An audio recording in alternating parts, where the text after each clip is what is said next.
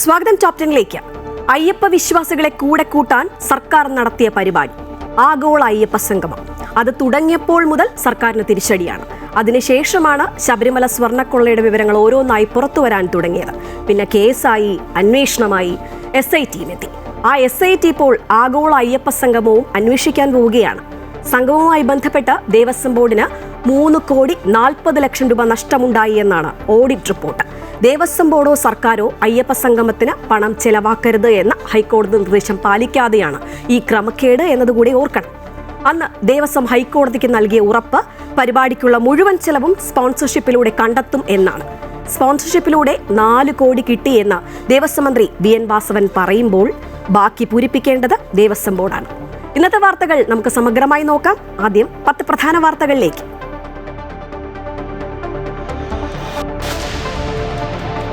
That you have sold India. Are you not ashamed of selling India? Yes. You have sold our mother, Bharat Mata. Do you have no shame? India America കരാറിനെയും കേന്ദ്ര ബജറ്റിനെയും ലോക്സഭയിൽ രൂക്ഷമായി വിമർശിച്ച് രാഹുൽ ഗാന്ധി. കരാറിന്റെ പേരിൽ ഇന്ത്യയെ വിറ്റെന്ന ബജറ്റ് ചർച്ചയ്ക്കിടെ രാഹുൽ. എപ്സ്റ്റീൻ ഫയൽ സംബന്ധിച്ച പരാമർശങ്ങൾ വിലക്കി ചെയർ. കോൺഗ്രസിന് അസഹിഷ്ണുത എന്ന് ഭരണപക്ഷം. രാഹുൽ കോമാളിയെന്നും വാക്കുകൾക്ക് തമാശയുടെ വില എന്നും കേന്ദ്രമന്ത്രി ഹർദീപ് സിംഗ് പുരി. എപ്സ്റ്റീനെ കണ്ടത് മന്ത്രിയാകും മുമ്പെന്നും സന്നദ്ധ സംഘടനയിലെ ജോലിയുടെ ഭാഗമായിട്ടെന്നും കേന്ദ്രമന്ത്രി.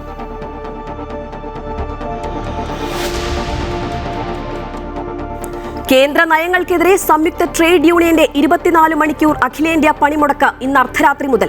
അവശ്യ സർവീസുകളെ ഒഴിവാക്കും. കടകൾ തുറക്കില്ല, വാഹനങ്ങൾ ഓടില്ല. പ്രതിഷേധം ലേബർ കോഡുകൾ പിൻവലിക്കുക, മഹാത്മാഗാന്ധി തൊഴിലുറപ്പ് പദ്ധതി പുനഃസ്ഥാപിക്കുക തുടങ്ങിയ ആവശ്യങ്ങൾ ഉന്നയിച്ച് BMS സമരത്തിൽ പങ്കെടുക്കില്ല.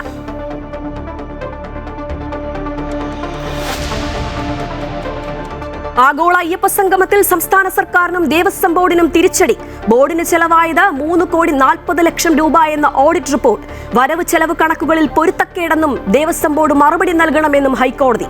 അയ്യപ്പ സംഗമം തീരുമാനിച്ച വിവരം ദേവസ്വം മിനിറ്റ്സിൽ ഇല്ലെന്നും കണ്ടെത്തൽ. അയ്യപ്പ സംഗമവും SIT അന്വേഷിച്ചേക്കും.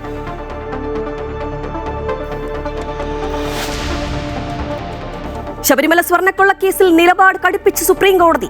ആർക്കും മുൻകൂർ ജാമ്യം നൽകില്ലെന്നും കൊടിമരത്തിലെ സ്വർണം വരെ അടിച്ചുമാറ്റിയെന്ന വാർത്ത കണ്ടെന്നും കോടതി. ദേവസ്വം മുൻ സെക്രട്ടറി ജയശ്രീയുടെ അറസ്റ്റിനുള്ള സ്റ്റേ നീട്ടി. സ്വാഭാവിക ജാമ്യം ലഭിച്ച ദേവസ്വം മുൻ കമ്മീഷണർ N വാസു പുറത്തിറങ്ങി.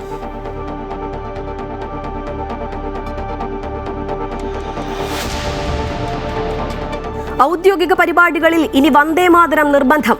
ആഭ്യന്തര മന്ത്രാലയം പുതിയ മാർഗരേഖ പുറത്തിറക്കി. സർക്കാർ ചടങ്ങുകളിലും രാഷ്ട്രപതിയും ഗവർണറും പങ്കെടുക്കുന്ന പരിപാടികളിലും സ്കൂളുകളിലും വന്ദേമാതരം ആലപിക്കണം.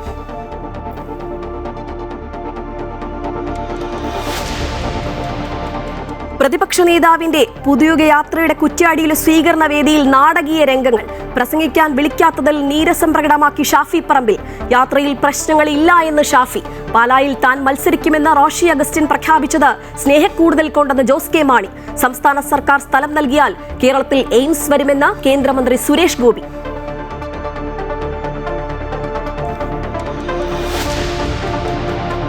സൂരജ് ലാമ കേസിൽ വിശദമായ അന്വേഷണത്തിന് ഹൈക്കോടതി ഉത്തരവ്. DIG റാങ്കിലുള്ള ഉദ്യോഗസ്ഥന്റെ മേൽനോട്ടത്തിൽ അന്വേഷിച്ച് റിപ്പോർട്ട് നൽകണം. ഇനി കേരളത്തിലെത്തുന്ന ഒരാൾക്കും ഇത്തരം ദുരനുഭവം ഉണ്ടാകരുതെന്ന് കോടതി.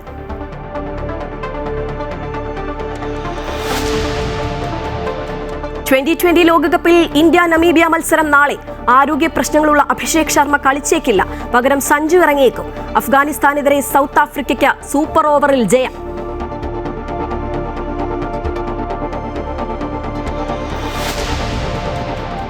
കാനഡയിലെ സ്കൂളിൽ വെടിവെപ്പ്. അക്രമി ഉൾപ്പെടെ 10 പേർ കൊല്ലപ്പെട്ടു. 25 പേർക്ക് പരിക്ക്. അക്രമി സംഭവസ്ഥലത്ത് സ്വയം വെടിയുതിർത്തു മരിച്ചു.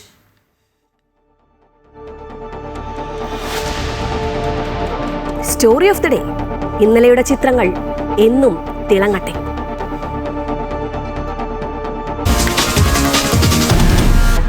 കേന്ദ്ര ബജറ്റിലും ഇന്ത്യ US കരാറിലും എണ്ണി പാർലമെന്റിൽ ചോദ്യങ്ങൾ ഉന്നയിച്ച് ഇന്ന് രാഹുൽ ഗാന്ധി രംഗത്തെത്തി. ഇന്ത്യയെ വിൽക്കുന്നു എന്നതടക്കം പ്രധാനമന്ത്രിക്കെതിരെ രൂക്ഷ വിമർശനമാണ് രാഹുൽ ഉന്നയിച്ചത്. എപ്സ്റ്റീൻ ഫയൽ പരാമർശിച്ച രാഹുൽ ഗാന്ധിയെ ചെയർ തടഞ്ഞു. കോൺഗ്രസിന് അസഹിഷ്ണുത എന്ന് പറഞ്ഞാണ് ഭരണപക്ഷം തിരിച്ചടിച്ചത്. ദുർഘടമായ സമയത്തിലൂടെയാണ് രാജ്യം കടന്നുപോകുന്നതെന്നും വെല്ലുവിളികളെ അതിജീവിക്കാനുള്ള ഒന്നും കേന്ദ്ര ബജറ്റിൽ ഇല്ല എന്നും രാഹുൽ ഗാന്ധി പറഞ്ഞു. ഇന്ത്യ-US കരാറിൽ എന്തെന്ന് ഇപ്പോഴും വ്യക്തതയില്ല. ട്രംപിന് മുന്നിൽ കേന്ദ്രം കീഴടങ്ങി. നിങ്ങൾ ഇന്ത്യയെ വിറ്റുവെന്നും ലജ്ജ തോന്നുന്നില്ലേ എന്നും രാഹുൽ ചോദിച്ചു. That you have sold India. Are you not ashamed of selling India? Yes. You have sold our mother, Bharat Mata. Do you have no shame? He has sold India because they are choking him. They've got a grip on his neck. വിവാദമായ Epstein file വിഷയവും രാഹുൽ സഭയിൽ ഉയർത്തി. US-ലെ അദാനിക്കെതിരായ കേസും പരാമർശിച്ചു. ഇതോടെ സഭയിൽ ബഹളം തുടങ്ങി. പ്രസംഗത്തിനിടെ സ്പീക്കർ ഇടപെട്ടു. सर, दो चीजें हैं सर. एक sir Epstein case. Sir 3 million files are still locked up. उसका इस विषय से कोई संबंध नहीं. मैं क्यों बोलूं? I will not allow you. രാഹുലിന്റെ പരാമർശം ചട്ടവിരുദ്ധമാണെന്ന് രവിശങ്കർ പ്രസാദ് ചൂണ്ടിക്കാട്ടി. തെളിവില്ലാതെ ആരോപണങ്ങൾ ഉന്നയിക്കരുതെന്ന് കിരൺ റിജിജു പറഞ്ഞു. He is the leader of opposition. All the points he has made have serious repercussion. He must authenticate on all the allegations he has made. കോൺഗ്രസിന് അസഹിഷ്ണുതയാണെന്നും ഭരണപക്ഷം വിമർശിച്ചു. News desk Amrita TV. Rahul Gandhi കോമാളിയെന്നും വാക്കുകൾക്ക് തമാശയുടെ വിലയെന്നും പറഞ്ഞ് പരിഹസിക്കുകയാണ് കേന്ദ്രമന്ത്രി ഹർദീപ് സിംഗ് പുരി. താൻ ജോലി ചെയ്ത സന്നദ്ധ സംഘടനയുടെ ഭാഗമായി എപ്സ്റ്റീനെ കണ്ടിട്ടുണ്ടെന്നും കേന്ദ്രമന്ത്രി വ്യക്തമാക്കി. അന്ന് കേന്ദ്ര സർക്കാരിന്റെ ഭാഗമല്ലായിരുന്നുവെന്നും അദ്ദേഹം പറഞ്ഞു. या शायद इमरजेंसी के 50 years when we were celebrating, एक संविधान की कॉपी लेके जो सेलोफिन पेपर में रैप थी, he was waving in the air. तो उनके सारे कार्डर भी they were waving that copy of the constitution in the air. और किसी ने बाद में सेलोफिन कवरिंग निकाली और कहा कि देख तो लो ये कौन सी कॉन्स्टिट्यूशन की बात कर रहे हो. But on the one hand you have leaders who dedicate their lives to transforming the country, who work around the clock, and then you have elements of buffoonery. I'm choosing my words carefully. Elements of buffoonery. I did not call him a buffoon. I said elements of buffoonery. क्योंकि ये होता है इधर की बात उधर की बात. तो मैं आपको याद करवाना चाहता हूं क्योंकि आज उन्होंने ड्यूरिंग द सेशन मेरा नाम लिया in the context of some developments elsewhere, the Epstein files. तो मैं I just want to share some information with you. पिछला जो संविधान दिवस हुआ वो था शायद 26 नवंबर को 2025 में. मैं भी था वहां पे. It was in the central hall of parliament जो हमारी पुरानी. കരസേനാ മുൻ മേധാവി ജനറൽ നരവനെയുടെ വിവാദാത്മകഥ 4 സ്റ്റാർസ് ഓഫ് ഡെസ്റ്റിനിയുടെ ഉള്ളടക്കവുമായി ബന്ധപ്പെട്ട ചർച്ചകളാണ് വിവാദങ്ങൾക്ക് തുടക്കമിട്ടതെങ്കിലും നിലവിൽ അതിന്റെ അനധികൃത പ്രസിദ്ധീകരണവുമായി ബന്ധപ്പെട്ടാണ് ചോദ്യങ്ങൾ ഉയരുന്നത്. പുസ്തകത്തിന്റെ യാതൊരുവിധ പതിപ്പുകളും ഇന്നുവരെ പ്രസിദ്ധീകരിച്ചിട്ടില്ല എന്ന് പറഞ്ഞ് പ്രസാധകരായ പെൻഗ്വിൻ ബുക്സും MM നരവനെയും രംഗത്തെത്തിയതോടെ പിന്നെ രാഹുൽ ഗാന്ധിയുടെ കയ്യിലുണ്ടായിരുന്ന ആ പുസ്തകം ഏത് എന്ന ചോദ്യമാണ് ഉയരുന്നത്. എന്തായാലും പുസ്തകം പ്രസിദ്ധീകരിക്കുന്നതിന് മുൻപ് ചോർന്നതിൽ കൂടുതൽ നടപടിയിലേക്ക് ഡൽഹി പോലീസ് സ്പെഷ്യൽ സെല്ല് കടന്നിരിക്കുകയാണ്. പെൻഗ്വിൻ റാൻഡം ഹൗസിന് നോട്ടീസ് അയച്ചു. പുസ്തകത്തിന്റെ ഏക പ്രസിദ്ധീകരണ അവകാശം തങ്ങൾക്കാണെന്ന് പെൻഗ്വിൻ കഴിഞ്ഞ ദിവസം വ്യക്തമാക്കിയിരുന്നു. പ്രതിരോധ മന്ത്രാലയത്തിന്റെ അനുമതി കാത്തിരിക്കുന്ന പുസ്തകം പ്രസിദ്ധീകരിച്ചില്ലെന്നും അവർ വെളിപ്പെടുത്തിയിരുന്നു. പെൻഗ്വിൻ റാൻഡം ഹൗസിന്റെ നിലപാട് കരസേനാ മുൻ മേധാവി MM നരവനെയും ശരിവച്ചിരുന്നു. വിവിധ സമൂഹമാധ്യമങ്ങളിൽ നിന്ന് വിവരം തേടുന്നതിനുള്ള നടപടികൾ ആരംഭിച്ചിട്ടുണ്ട്. അതേസമയം രാഹുൽ ഗാന്ധിക്കെതിരെ നടപടി വേണമെന്നാവശ്യപ്പെട്ട BJP നേതാക്കൾ രംഗത്തെത്തി. किस दुनिया में रहते हैं, किस विचार से काम करते हैं, मैं तो उसको मैं समझ नहीं पा रहा हूँ. लेकिन बाकी जो समझदार है कांग्रेस में, अगर 1-2 सीनियर समझदार लोग हैं तो वो समझाए कि पार्लियामेंट ऐसा नहीं चल सकता है और देश का सुरक्षा के बारे में आप इस तरह से यहाँ बच्चे वाला हरकतें ना करें. സത്യം പുറത്തുവരുന്നത് തടയാനുള്ള BJP സർക്കാരിന്റെ ശ്രമമെന്നാണ് കോൺഗ്രസ് തിരിച്ചടിച്ചത്. കേന്ദ്ര സർക്കാർ എന്തിനാണ് ഭയപ്പെടുന്നതെന്ന് AICC general secretary KC Venugopal MP ചോദിച്ചു. തങ്ങൾക്ക് ഭയമില്ലെന്നും പൂർണ്ണമായും നിലപാടിൽ ഉറച്ചു നിൽക്കുന്നുവെന്നും KC വേണുഗോപാൽ വ്യക്തമാക്കി. How much scared they are showing on this issue? Why they are afraid of all these things? We are not afraid. Whatever they want to do, let them do it. പ്രതിപക്ഷ നേതാവിനെ സംസാരിക്കുന്നതിൽ നിന്നും തടയുന്നത് ജനാധിപത്യ വിരുദ്ധമെന്ന് PJ കുര്യനും പറഞ്ഞു. പ്രതിപക്ഷ നേതാവിന് പറയാനുള്ളത് വെറും സാങ്കേതികത്വം ഉയർത്തിപ്പിടിച്ചു. അത് ശരിയല്ലാത്ത സാങ്കേതികത്വം ഉപയോഗിച്ച് തടസ്സപ്പെടുത്തുന്നു എന്ന് പറയുന്നത് അങ്ങേയറ്റം ജനാധിപത്യ വിരുദ്ധമാണ്. നരവനയുടെ പ്രസിദ്ധീകരിക്കാത്ത പുസ്തകത്തിൽ ചൈനീസ് അതിർത്തിയിലെ സംഭവത്തെക്കുറിച്ചുള്ള ഭാഗം പരാമർശിച്ചുള്ള പ്രതിപക്ഷ നേതാവ് രാഹുൽ ഗാന്ധിയുടെ പ്രസംഗം ലോക്സഭയെ കഴിഞ്ഞ ആഴ്ച പ്രക്ഷുബ്ധമാക്കിയിരുന്നു. News desk, Amrita TV.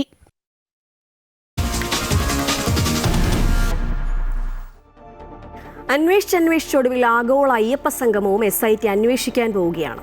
വെളുക്കാൻ തേച്ചത് പാണ്ടായ അവസ്ഥയിൽ സർക്കാരും. അയ്യപ്പ വിശ്വാസികളെ കൂടെ കൂട്ടാൻ നടത്തിയ പരിപാടി തിരിച്ചടിയായ അവസ്ഥ. സംഗമത്തിലെ വരവ് ചെലവ് കണക്കുകൾ അത്ര ശരിയല്ല എന്നാണ് ഹൈക്കോടതി പറയുന്നത്. തിരുവിതാംകൂർ ദേവസ്വം ബോർഡിന് 3,40,00,000 രൂപ ചെലവായി എന്നാണ് ഓഡിറ്റ് റിപ്പോർട്ട്. ദേവസ്വം ബോർഡോ സർക്കാരോ അയ്യപ്പ സംഗമത്തിന് പണം ചെലവാക്കരുത് എന്ന ഹൈക്കോടതി നിർദ്ദേശം പാലിക്കാതെയാണ് ഈ അധിക ചെലവ്. അയ്യപ്പ സംഗമം തീരുമാനിച്ച വിവരവും ദേവസ്വം മിനിറ്റ്സിൽ ഇല്ല. ആഗോള അയ്യപ്പ സംഗമത്തിലെ വരവ് ചെലവ് കണക്കുകളിൽ വലിയ പൊരുത്തക്കേടുകളുണ്ടെന്നാണ് കോടതിയുടെ കണ്ടെത്തൽ. സംഗമത്തിന്റെ മുഴുവൻ ചെലവും സ്പോൺസർഷിപ്പിലൂടെയാണ് കണ്ടെത്തുന്നതെന്ന് ദേവസ്വം ബോർഡ് കോടതിയിൽ നൽകിയ ഉറപ്പ് പാലിക്കപ്പെട്ടില്ല. 3.5 കോടിയോളം രൂപ ദേവസ്വത്തിൽ നിന്നും ചിലവഴിച്ചിട്ടുണ്ട്. ഇക്കാര്യം കൂടി ഇനി SIT അന്വേഷിക്കും. അയ്യപ്പ സംഗമം തീരുമാനിച്ച വിവരം ദേവസ്വം ബോർഡിന്റെ മിനിറ്റ്സിൽ പോലും ഇല്ലെന്ന് SIT പറയുന്നു. 10 ദിവസത്തിനകം ഹർജി വീണ്ടും പരിഗണിക്കുമ്പോൾ വ്യക്തമായ വിശദീകരണം നൽകണമെന്നാണ് തിരുവിതാംകൂർ ദേവസ്വം ബോർഡിന് ഹൈക്കോടതി നൽകിയിട്ടുള്ള നിർദ്ദേശം. സ്വർണ്ണക്കൊള്ളയ്ക്ക് പുറമെ അയ്യപ്പ സംഗമവും വിവാദമാകുമ്പോൾ കോടതി പലതവണ ആവശ്യപ്പെട്ടിട്ടും ദേവസ്വം ബോർഡ് കണക്ക് നൽകിയിരുന്നില്ല. ഓഡിറ്റ് റിപ്പോർട്ട് പരിശോധിച്ചാണ് അയ്യപ്പ സംഗമത്തിലെ കണക്കുകളിലെ അവ്യക്തത കോടതി പ്രാഥമികമായി വിലയിരുത്തിയത്. അമൃത ന്യൂസ്, കൊച്ചി. അതേസമയം ആഗോള അയ്യപ്പ സംഗമത്തിന് സർക്കാർ ഒരുക്കിയത് പശ്ചാത്തല സൗകര്യം മാത്രം എന്നാണ് ദേവസ്വം മന്ത്രി VN വാസവൻ പറയുന്നത്. 4 കോടി രൂപ സ്പോൺസർഷിപ്പ് വഴി കിട്ടി. ബാക്കി പറയേണ്ടത് ദേവസ്വം ബോർഡാണെന്നും മന്ത്രി പറഞ്ഞു. ഒന്നും എനിക്കറിയില്ല, ദേവസ്വം ബോർഡോട് ചോദിച്ചാലേ അറിയുള്ളൂ. കാരണം അതിൻ്റെ സാമ്പത്തിക കാര്യങ്ങൾ ഞങ്ങൾ അന്വേഷിക്കേണ്ട കാര്യമില്ല. ഈ ആഗോള അയ്യപ്പ സംഗമത്തിൻ്റെ 1 രൂപയോ 1 നയ പൈസയോ ഒരാൾക്കും ഗവൺമെന്റിനോ ഞങ്ങൾക്ക് ആർക്കെങ്കിലും അധികാരമില്ല. അതെല്ലാം തിരുവിതാംകൂർ ദേവസ്വം ബോർഡിന്റെ പ്ലാറ്റിനം ജൂബിലിയോടനുബന്ധിച്ച് നടന്ന സംഭവമാണ്. അതിന്റെ സ്പോൺസർമാരെയും കണ്ടെത്തിയത് അവരാണ്. ഒപ്പം വരവില കണക്കും തയ്യാറാക്കിയതവരാണ്. അത് അവരോട് ചോദിച്ചെങ്കിൽ പറയാൻ പറ്റുള്ളൂ.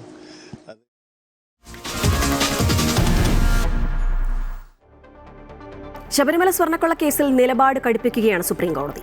ആർക്കും മുൻകൂർ ജാമ്യം നൽകില്ല എന്നും ശബരിമല കൊടിമരത്തിലെ സ്വർണം വരെ അടിച്ചുമാറ്റിയെന്ന വാർത്ത കണ്ടെന്നും കോടതി ഇന്ന് ചൂണ്ടിക്കാട്ടി.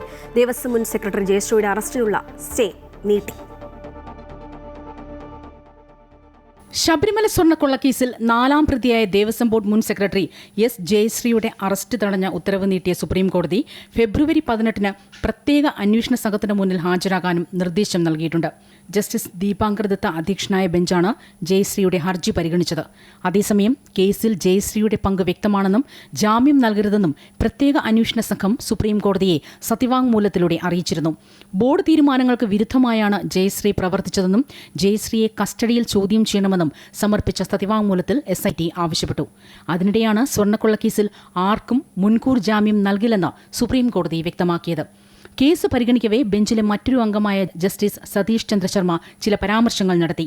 ശബരിമലയിലെ കൊടിമരത്തിൽ നിന്നടക്കം മുഴുവൻ സ്വർണവും അടിച്ചുമാറ്റിയെന്ന വാർത്താക്കുറിപ്പ് കണ്ടുവെന്ന് പറഞ്ഞ ജസ്റ്റിസ് ജയശ്രീയുടെ ഗുരുതരമായ അസുഖത്തിന് എയിംസിൽ ചികിത്സ ഒരുക്കാമെന്നും കേരളത്തിൽ എയിംസ് ഉണ്ടോ എന്ന് ആരായുകയും ചെയ്തു. പിന്നീട് ജഡ്ജിമാർ തമ്മിൽ കൂടിയാലോചന നടത്തിയാണ് അറസ്റ്റ് തടഞ്ഞ ഉത്തരവ് നീട്ടിയത്. ജയശ്രീ ദേവസ്വം ബോർഡ് മിനിറ്റ്സ് തിരുത്തിയെന്നായിരുന്നു പ്രത്യേക അന്വേഷണ സംഘം കണ്ടെത്തിയത്. ചെമ്പുപാളികൾ അറസ്റ്റിലായ ഉണ്ണികൃഷ്ണൻ പോറ്റിക്ക് കൊടുത്തുവിടണമെന്നായിരുന്നു ജയശ്രീ മിനിറ്റ്സിൽ എഴുതിയത്. ദ്വാരപാലക ശില്പങ്ങൾ സ്വർണം പൊതിഞ്ഞതാണെന്നറിഞ്ഞിട്ടും ചെമ്പ് പൂശിയതാണെന്ന് ജയശ്രീ രേഖപ്പെടുത്തിയെന്ന് FIR-ൽ പറയുന്നു. News desk, Amrita TV. സ്വാഭാവിക ജാമ്യം കിട്ടി. ശബരിമല സ്വർണ്ണക്കൊള്ള കേസിലെ പ്രതികൾ ഓരോരുത്തരായി പുറത്തിറങ്ങുകയാണ്. ഒടുവിൽ ദേവസ്വം മുൻ പ്രസിഡന്റും കമ്മീഷണറുമായ N. വാസു. ജയിൽ മോചിതരാകുന്ന പ്രതികളുടെ എണ്ണം അങ്ങനെ 5 ആയി. അതേസമയം smart creation CEO Pankaj Bhandari, സ്വർണ്ണ വ്യാപാരി ബെല്ലാരി ഗോവർദ്ധൻ, KS ബൈജു എന്നിവരുടെ റിമാൻഡ് വീണ്ടും നീട്ടി. കഴിഞ്ഞ നവംബർ 11-ന് അറസ്റ്റിലായ N. വാസു റിമാൻഡ് കാലാവധി 90 ദിവസം പൂർത്തിയായതോടെയാണ് ജാമ്യ ഹർജിയുമായി വിജിലൻസ് കോടതിയെ സമീപിച്ചത്. ഹർജിയിൽ വാദം കേട്ട കോടതി വാസുവിന് സ്വാഭാവിക ജാമ്യം അനുവദിക്കുകയായിരുന്നു. പ്രത്യേക അന്വേഷണ സംഘം ഇതുവരെ കോടതിയിൽ കുറ്റപത്രം സമർപ്പിക്കാത്തതാണ് ജാമ്യം ലഭിക്കാൻ കാരണമായത്. കേസിൽ മുഖ്യപ്രതിയായ ഉണ്ണികൃഷ്ണൻ പോറ്റിക്കുൾപ്പെടെ നേരത്തെ ജാമ്യം ലഭിച്ചിരുന്നു. മുരാരി ബാബു, S. ശ്രീകുമാർ, സുധീഷ് കുമാർ, ഉണ്ണികൃഷ്ണൻ പോറ്റി എന്നിവരാണ് നേരത്തെ ജയിൽ മോചിതരായത്. ഇതിന് പിന്നാലെയാണ് എൻ വാസുവും ജയിൽ മോചിതനാകുന്നത്. ഉപാധികളോടെയാണ് കൊല്ലം വിജിലൻസ് കോടതി ജാമ്യം അനുവദിച്ചത്. കട്ടിടപ്പാളി കേസിലെ 3ാം പ്രതിയാണ് എൻ വാസു. ഇതോടെ SITക്കെതിരെ കടുത്ത വിമർശനമാണ് ഉയരുന്നത്. ഇതുവരെ ഇടക്കാല കുറ്റപത്രം പോലും സമർപ്പിക്കാൻ SIT തയ്യാറായിട്ടില്ല. ഇത് കൂടുതൽ പ്രതികൾക്ക് ജാമ്യം ലഭിക്കാൻ സാഹചര്യം ഒരുക്കുകയാണ്. തിരുവാഭരണം മുൻ കമ്മീഷണർ KS ബൈജുവിന്റെ കട്ടിടപ്പാളി കേസിലെ ജാമ്യഹർജിയിൽ കോടതി നാളെ വിധി പറയും. കട്ടിടപ്പാളി കേസിൽ സ്വാഭാവിക ജാമ്യം ലഭിച്ചാലും ദ്വാരപാലക ശില്പ കേസിൽ റിമാൻഡിൽ തുടരും. അതേസമയം smart creation CEO Pankaj Bhandari, സ്വർണ്ണ വ്യാപാരി ബെല്ലാരി ഗോവർദ്ധൻ, KS ബൈജു എന്നിവരെ ഇന്ന് വിജിലൻസ് കോടതിയിൽ ഹാജരാക്കി 14 ദിവസത്തേക്ക് കൂടി റിമാൻഡ് ചെയ്തു. റിമാൻഡിൽ കഴിയുന്ന A പത്മകുമാർ ഉൾപ്പെടെയുള്ള പ്രതികളും വരും ദിവസങ്ങളിൽ ജാമ്യഹർജിയുമായി കോടതിയെ സമീപിക്കും. അമൃത ന്യൂസ്, കൊല്ലം. ശബരിമല കൊടിമര പുനർനിർമ്മാണ കേസിൽ ഫയലുകൾ ആവശ്യപ്പെടാൻ വിജിലൻസ്. ഇത് സംബന്ധിച്ച SITക്ക് കത്ത് നൽകും. ദേവസ്വം ബോർഡ് ആസ്ഥാനത്ത് നിന്ന് ഈ ഫയലുകൾ SIT കസ്റ്റഡിയിലെടുത്തിരുന്നു. 30 ദിവസത്തിനകം ത്വരിത അന്വേഷണം പൂർത്തിയാക്കി അന്വേഷണ റിപ്പോർട്ട് ഹൈക്കോടതിയിൽ സമർപ്പിക്കണം എന്നാണ് ഡിവിഷൻ ബെഞ്ച് വിജിലൻസ് ഡയറക്ടർക്ക് നിർദ്ദേശം നൽകിയിരിക്കുന്നത്.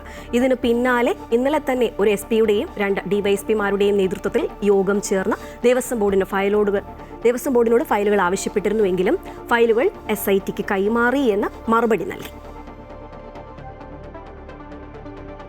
ശബരിമല കൊടിമര പുനർനിർമ്മാണവുമായി ബന്ധപ്പെട്ട വിവാദങ്ങൾക്കിടെ പ്രതികരിച്ചിരിക്കുകയാണ് നടനും MP-യുമായ സുരേഷ് ഗോപി. സ്വന്തം വിയർപ്പിന്റെ അംശം അതിലുണ്ടാകണമെന്ന ആഗ്രഹത്തിലാണ് താൻ പങ്കാളിയായതെന്ന് സുരേഷ് ഗോപി വ്യക്തമാക്കി.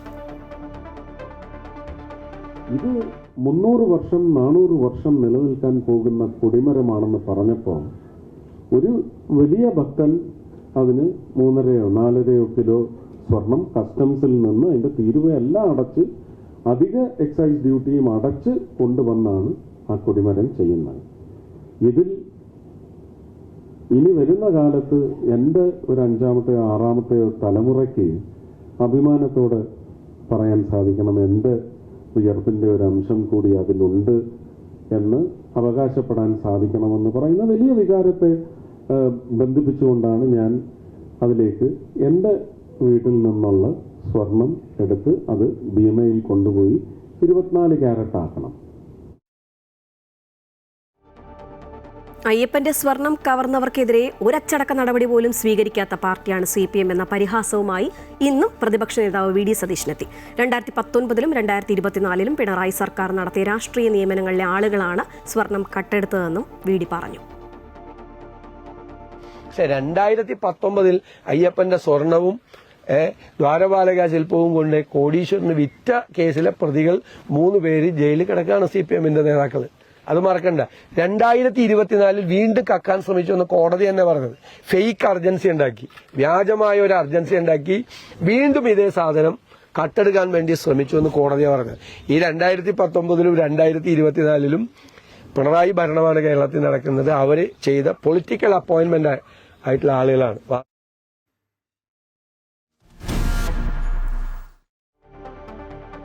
കേരളം പൂർണ്ണമായി സ്തംഭിപ്പിക്കാൻ ഒരുങ്ങുകയാണ് സംയുക്ത ട്രേഡ് യൂണിയൻ. 24 മണിക്കൂർ അഖിലേന്ത്യാ പണിമുടക്ക് ആരംഭിക്കാറായി. കേന്ദ്ര സർക്കാർ നയങ്ങൾക്കെതിരെയുള്ള പണിമുടക്ക് അർദ്ധരാത്രി 12 മണിക്ക് തുടങ്ങും. ലേബർ കോഡുകൾ പിൻവലിക്കുക, മഹാത്മാഗാന്ധി തൊഴിലുറപ്പ് പദ്ധതി പുനഃസ്ഥാപിക്കുക, കർഷക വിരുദ്ധ നിയമങ്ങൾ പിൻവലിക്കുക, വൈദ്യുതി നിയമ ഭേദഗതി പിൻവലിക്കുക തുടങ്ങിയവയൊക്കെയാണ് ആവശ്യങ്ങൾ. BMS വിട്ടുനിൽക്കും. CPM, CPI അടക്കമുള്ള രാഷ്ട്രീയ പാർട്ടികളും കർഷക തൊഴിലാളി സംഘടനകളും സർക്കാർ അധ്യാപക സംഘടനകളും പണിമുടക്കിൽ പങ്കെടുക്കും. INTUC കേരളത്തിൽ പ്രത്യേകമായാണ് പണിമുടക്കുക. അതേസമയം പണിമുടക്കിൽ BMS പങ്കെടുക്കുന്നില്ല. ഷോപ്പിംഗ് മാളുകൾ, സ്പെഷ്യൽ ഇക്കണോമിക് സോൺ അടക്കമുള്ളവ സ്തംഭിക്കും. വ്യവസായ, കാർഷിക, വാണിജ്യ, വ്യാപാര മേഖലകൾ പൂർണ്ണമായും നിശ്ചലമാകും. ഒപ്പം കടകമ്പോളങ്ങളും അടഞ്ഞുകിടക്കും. മോട്ടോർ വാഹനങ്ങൾ നിരത്തിലിറങ്ങില്ല. ഓട്ടോ, ബസ്, കാർ, ലോറി തുടങ്ങി മോട്ടോർ തൊഴിലാളികൾ, ഷോപ്പ് എംപ്ലോയീസ്, മത്സ്യവിപണനം, വിതരണ രംഗം, വഴിയോര കച്ചവട തൊഴിലാളികൾ, പ്രസ് ജീവനക്കാർ, നിർമ്മാണം, കയറ്റിറക്ക് തൊഴിലാളികൾ തുടങ്ങിയവരും പണിമുടക്കും. എന്നാൽ അവശ്യ സർവീസുകളായ പാൽ, പത്രം, ആശുപത്രികൾ, ആംബുലൻസ്, ഫയർഫോഴ്സ് എന്നിവയെ പണിമുടക്കിൽ നിന്നും ഒഴിവാക്കിയിട്ടുണ്ട്. കൂടാതെ ശബരിമല തീർത്ഥാടകർക്ക് ബുദ്ധിമുട്ടുണ്ടാകാതിരിക്കാൻ തീർത്ഥാടന വാഹനങ്ങളെയും മരാമൺ കൺവെൻഷനിലേക്കുള്ള യാത്രക്കാരെയും സമരത്തിൽ നിന്ന് ഒഴിവാക്കി. KSRTCയിലെ ഇടത് യൂണിയനുകൾ പണിമുടക്കുന്ന സാഹചര്യത്തിൽ സർവീസ് മുടങ്ങാനാണ് സാധ്യത. നെടുമ്പാശ്ശേരി വിമാനത്താവളത്തിൽ ടാക്സി സേവനം പതിവ് പോലെ നടക്കുമെന്ന് ഓർഗനൈസേഷൻ വ്യക്തമാക്കി. പണിമുടക്ക് ദിവസം Kochi metro train, water metro സർവീസുകളെ ബാധിക്കില്ല. പതിവ് പോലെ സർവീസ് നടത്തുമെന്ന് കൊച്ചി മെട്രോ അധികൃതരും വ്യക്തമാക്കിയിട്ടുണ്ട്. അമൃത ന്യൂസ്, തിരുവനന്തപുരം.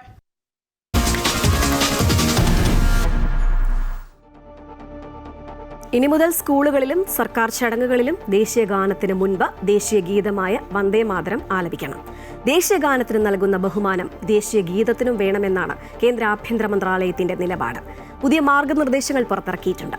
തിയേറ്ററുകളിൽ വേണ്ട, പക്ഷേ മറ്റെല്ലായിടങ്ങളിലും ദേശീയ ഗീതം ആലപിക്കുമ്പോൾ എഴുന്നേറ്റ് നിൽക്കണമെന്നും പുതിയ നിയമത്തിലുണ്ട്. വന്ദേ മാതരം ആലപിക്കുമ്പോൾ എല്ലാവരും എഴുന്നേറ്റ് നിൽക്കണം. എല്ലാ സർക്കാർ പരിപാടികളിലും സ്കൂൾ പ്രോഗ്രാമുകളിലും വന്ദേ മാതരം ഉണ്ടായിരിക്കണമെന്നും നിർദ്ദേശമുണ്ട്. പത്മ പോലെയുള്ള പുരസ്കാരദാന ചടങ്ങുകളിലും രാഷ്ട്രപതി പങ്കെടുക്കുന്ന മറ്റെല്ലാ ചടങ്ങുകളിലും വന്ദേ മാതരം നിർബന്ധമാണ്. രാഷ്ട്രപതി വരുന്ന സമയത്തും പോകുന്ന സമയത്തും വന്ദേ മാതരം ആലപിക്കണമെന്നും മാർഗനിർദ്ദേശത്തിൽ വ്യക്തമാക്കുന്നു. അതേസമയം തിയേറ്ററുകളിൽ നിർബന്ധമില്ല എന്നും ആഭ്യന്തര മന്ത്രാലയം പറയുന്നു.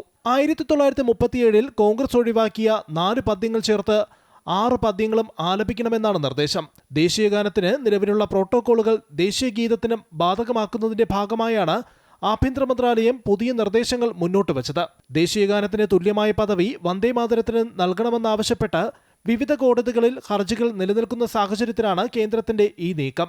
1971 ദേശീയ ബഹുമതികളോടുള്ള അവഹേളനം തടയൽ നിയമത്തിൽ നിലവിൽ വന്ദേ മാതരത്തിന് പ്രത്യേക സംരക്ഷണം നൽകുന്നില്ല. ഇത് ഭേദഗതി ചെയ്യുന്നതുൾപ്പെടെയുള്ള നടപടികൾ സർക്കാരിന്റെ പരിഗണനയിലാണ്. കഴിഞ്ഞ വർഷം ഇതു സംബന്ധിച്ച് BJPയും കോൺഗ്രസും തമ്മിൽ വലിയ വാദപ്രതിവാദങ്ങളുണ്ടായിരുന്നു. ഈ പശ്ചാത്തലത്തിൽ പുതിയ നിർദ്ദേശം വിവാദത്തിന് വഴിവെക്കുമെന്ന കാര്യത്തിൽ സംശയമില്ല. News desk Amrita news.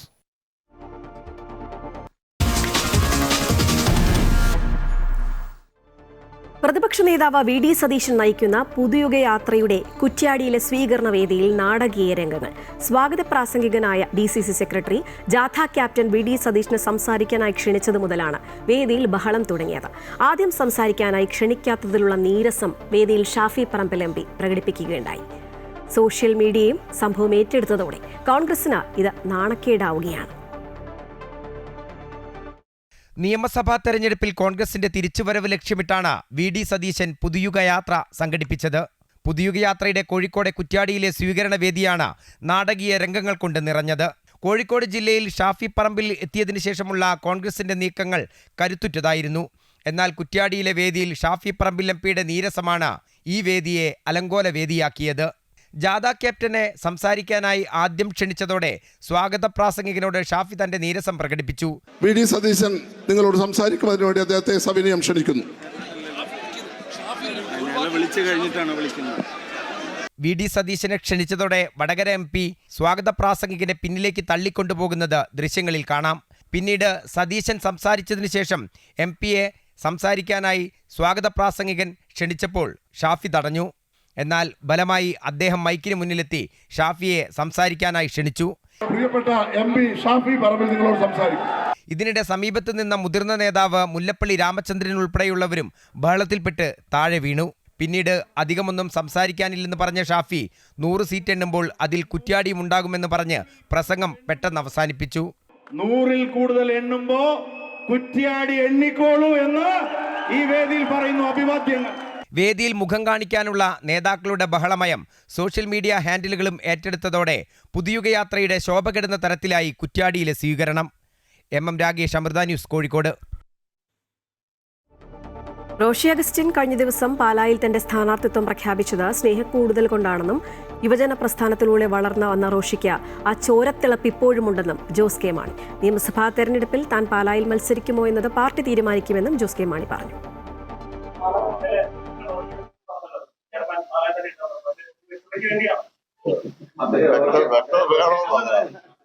ഒന്ന് ഇതുമായി ബന്ധപ്പെട്ട ഇതൊരു LDFന്റെ വികസന മുന്നേറ്റ യാത്രയാണ്. നമ്മളൊരു പാർട്ടിയുടെ വിഷയങ്ങൾ ചർച്ച ചെയ്യുന്നതല്ല. പിന്നെ അദ്ദേഹം എപ്പോഴും ഒരു KSC വളർന്നു വന്നയാളാണ്. ആ ചോരത്തിളപ്പ് എപ്പോഴും ഉണ്ട്. അതുകൊണ്ട് അദ്ദേഹം സ്നേഹം കൂടുമ്പോഴൊക്കെ പറയും. പിന്നെ അദ്ദേഹം മത്സരിക്കണ്ടെന്ന് പറഞ്ഞിട്ടുണ്ട്.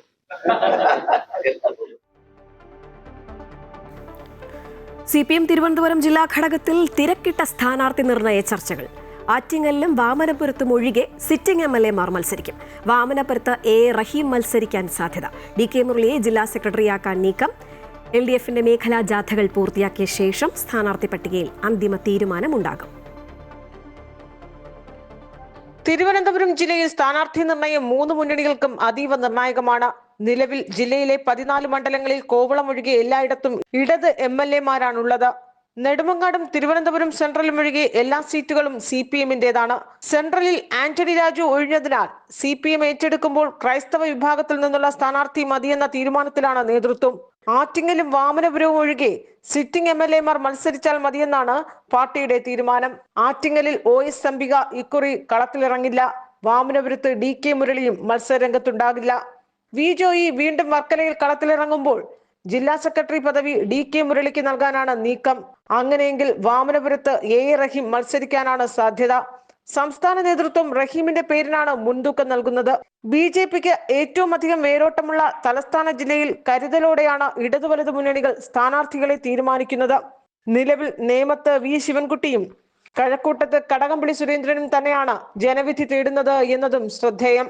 നേമത്ത് BJP നേരിടാൻ നിലവിൽ V ശിവൻകുട്ടിക്ക് പകരം മറ്റൊരു പേര് എത്ര കണ്ട് വിജയിക്കുമെന്നാണ് CPM ആശങ്കപ്പെടുന്നത്. അതേസമയം കടകംപള്ളി സുരേന്ദ്രൻ വീണ്ടും മത്സരിക്കുന്നതിൽ CPM-നുള്ളിൽ ഒരു വിഭാഗത്തിന് കടുത്ത വിയോജിപ്പാണുള്ളത്. ഇടതുമുന്നണിയുടെ മേഖലാ ജാഥകൾ പൂർത്തിയായ ശേഷമാകും ഓരോ ജില്ലകളിലെയും പാനലുകളിൽ അന്തിമ തീരുമാനമെടുക്കുക. അമൃത ന്യൂസ്, തിരുവനന്തപുരം. സംസ്ഥാനത്ത് തിരഞ്ഞെടുപ്പ് പ്രഖ്യാപനം നടക്കും മുൻപേ കാസർഗോഡ് തൃക്കരിപ്പൂരിൽ LDF സ്ഥാനാർത്ഥിക്കായി ചുമരെഴുത്ത് തുടങ്ങി. തൃക്കരിപ്പൂർ നിയോജക മണ്ഡലത്തിലെ നടക്കാവ്, വെള്ളാപ്പ് എന്നിവിടങ്ങളിൽ LDF സ്ഥാനാർത്ഥിയെ വിജയിപ്പിക്കണമെന്ന ചുമരെഴുത്ത് തയ്യാറായി കഴിഞ്ഞു. സ്ഥാനാർത്ഥി പ്രഖ്യാപനം വന്നയുടൻ പേരെഴുതി ചേർക്കാൻ കഴിയും വിധമാണ് ഒരുക്കങ്ങൾ. LDF-ൽ സീറ്റ് വിഭജന ചർച്ച പോലും പൂർത്തിയാകും മുൻപ് തൃക്കരിപ്പൂരിൽ പ്രചാരണ ചൂടേറുകയാണ്. മണ്ഡലം രൂപീകരിച്ച കാലം മുതൽ LDF സ്ഥാനാർത്ഥികളെ മാത്രം വിജയിപ്പിച്ച രാഷ്ട്രീയ പാരമ്പര്യമാണ് തൃക്കരിപ്പൂർ നിയോജക മണ്ഡലത്തിന്റേത്. മുൻ മുഖ്യമന്ത്രി EK നായനാർ ഉൾപ്പെടെ മത്സരിച്ച പ്രമുഖ CPM നേതാക്കളെ നിയമസഭയിലെത്തിച്ച മണ്ഡലം. തൃക്കരിപ്പൂർ നോർത്ത് ലോക്കൽ പരിധിയിലെ നടക്കാവ് ജംഗ്ഷനിലും ടൗൺ ലോക്കൽ പരിധിയിലെ വെള്ളാപ്പിലുമാണ് CPM സ്ഥാനാർത്ഥിക്കായി ചുമരെഴുത്ത് നടത്തിയിരിക്കുന്നത്. അരിവാൾ ചുറ്റിക നക്ഷത്രത്തിൽ LDF സ്ഥാനാർത്ഥിയെ വോട്ട് ചെയ്ത് വിജയിപ്പിക്കണമെന്ന് ബഹുവർണത്തിൽ ചുമരെഴുത്ത്. സ്ഥാനാർത്ഥി പ്രഖ്യാപനം വരുന്ന മുറക്ക് പേരെഴുതി ചേർക്കും. നിലവിലെ MLA M രാജഗോപാലൻ CPM ജില്ലാ സെക്രട്ടറി ആയതിനാൽ ഇത്തവണ മത്സര രംഗത്തുണ്ടാകില്ലെന്നാണ് പാർട്ടി നേതൃത്വം നൽകുന്ന സൂചനകൾ. മുൻ MLA KP സതീഷ് ചന്ദ്രൻ, മുൻ CPM ജില്ലാ സെക്രട്ടറി MV ബാലകൃഷ്ണൻ, CATU നേതാവ് കൂടിയായ VPP മുസ്തഫ എന്നിവരുടെ പേരുകൾ പാർട്ടി നേതൃത്വത്തിന്റെ പരിഗണനയിലുണ്ട്. അമൃത ന്യൂസ്, കാസർഗോഡ്. വരുന്ന നിയമസഭാ തെരഞ്ഞെടുപ്പിൽ കേരളത്തിൽ BJPക്ക് അനുകൂല അന്തരീക്ഷമാണെന്ന് കേന്ദ്രമന്ത്രി സുരേഷ് ഗോപി. ജനങ്ങൾ പാർട്ടിയല്ല BJP സ്ഥാനാർത്ഥികളുടെ മൂല്യം മാത്രമാണ് നോക്കുന്നതെന്നും അദ്ദേഹം പറഞ്ഞു. എൻ്റെ ആഗ്രഹവും എൻ്റെ വിശ്വാസവും അതേ എനിക്ക് പറയാൻ അവകാശമുണ്ട്. കാരണം ജനങ്ങളാണ് തീരുമാനിക്കേണ്ടത്. ഞാനിത് നേരത്തെ പറഞ്ഞത് തന്നെ ആവർത്തിക്കുകയാണ്. നല്ല അന്തരീക്ഷം ജനങ്ങളുടെ മനംമാറ്റത്തിലൂടെയും മൈൻഡ് സെറ്റ് ചേഞ്ചിലൂടെയും ഒരുങ്ങിയിട്ടുണ്ട്. അതിന് കാരണങ്ങൾ വിവിധങ്ങളാണ്. അതിൽ നിന്ന് ഞാൻ കണക്കാക്കുന്നത് കാൻഡിഡേറ്റാണ് പ്രശ്നം. എയിംസ് കിട്ടാൻ കേരളം എന്ത് ചെയ്തു എന്ന് കേന്ദ്രമന്ത്രി സുരേഷ് ഗോപി. ഇലക്ഷൻ ഒന്ന് മാറ്റിവെച്ചാൽ ഇപ്പോൾ ഉയരുന്നതെല്ലാം കെട്ടടങ്ങും. സാധ്യതയുള്ള 4 സ്ഥലങ്ങൾ സംസ്ഥാനം കണ്ടെത്തി നൽകണമായിരുന്നു. ഭാവിയിൽ വികസിപ്പിക്കാൻ കഴിയുന്ന ഇടങ്ങൾ ആകണം. ആലപ്പുഴയിൽ എയിംസ് വരണമെന്നതാണ് തന്റെ ആഗ്രഹമെന്നും നിലപാടെന്നും സുരേഷ് ഗോപി പറഞ്ഞു. 2016 പ്രഖ്യാപിച്ചല്ലോ ബഡ്ജറ്റിൽ.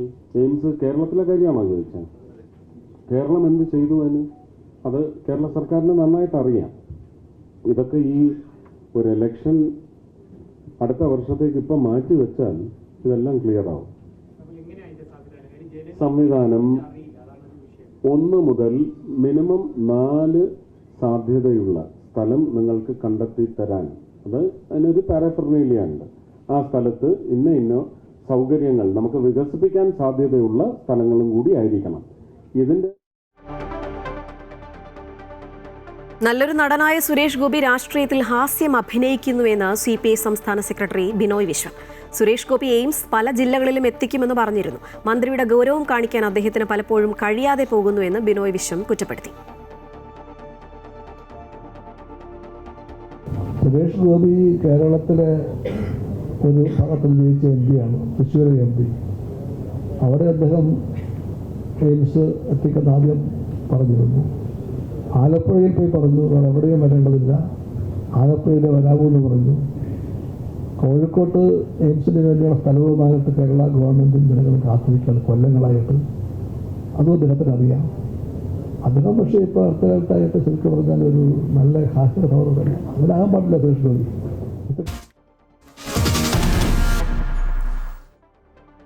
സൂരജ് ലാമ കേസിൽ വിശദമായ അന്വേഷണത്തിന് ഉത്തരവിട്ടിരിക്കുകയാണ് ഹൈക്കോടതി. DIG റാങ്കിലുള്ള പോലീസ് ഉദ്യോഗസ്ഥന്റെ മേൽനോട്ടത്തിൽ അന്വേഷിച്ച റിപ്പോർട്ട് നൽകണം. ഇനി കേരളത്തിലെത്തുന്ന ഒരാൾക്കും ഇത്തരം ദുരനുഭവം ഉണ്ടാകരുത് എന്ന് കോടതി പറഞ്ഞു.